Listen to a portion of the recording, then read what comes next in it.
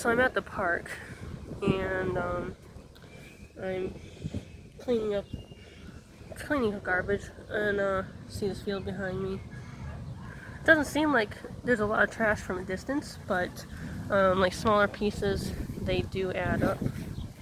I found a few things. I found 2 pens, a ball, 2 butterfly rings. So that's cool. It's cool to be able to find different things. I found lighters before, bouncy balls, toys. But I have a question for you atheists. So where do you think all the sand came from? Do you think that maybe the Big Bang, like, explode, Big Bang happened and then everything, somehow the Big Bang knew to put sand in specific locations?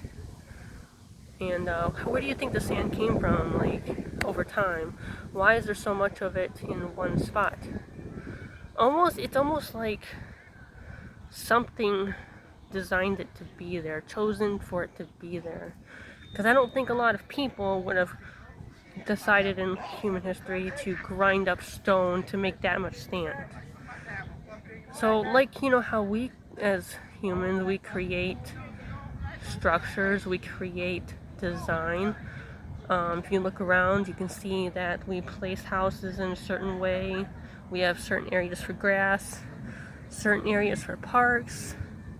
There's design. And so if you're an atheist, you don't believe that anything created what we have today. If you believe that there's no creator, I'm telling you that Jesus is the creator, and by his blood you can be saved and forgiven of your sins. But there is a creator, there's a designer, and you look at nature, you can see the detail. If you take a computer, right, a computer tower, and if you just throw the wires in there, close the side of it, and shake it up, you're not going to have a perfect computer and all the wires go into its place to perfectly function. There has to be intelligence, there has to be something that designs where each thing goes. So the Big Bang is not going to create design perfectly for a perfect environment for life. We have, there's design, and there's a reason why we have what we have. There's a reason why we're built the way that we are, and there's design. We're not walking around with extra limbs and like alien looking form. We have design, we have symmetry, we have appearance, we have hair. We don't even need hair, but we have it. So why would the universe just, how can something that does not intelligence just create us in such form with such purpose? So if you have the world, right, and you have a cell that can function and living, where does that need for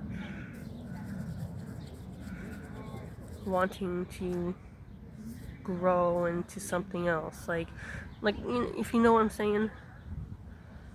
So think about it. Like, where did the sand come from, and why is there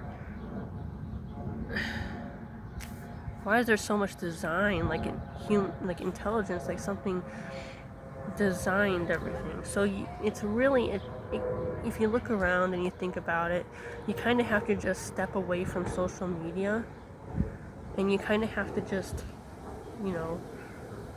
the more you read the Bible, the more you'll understand, the more it changes you. You just stop and think.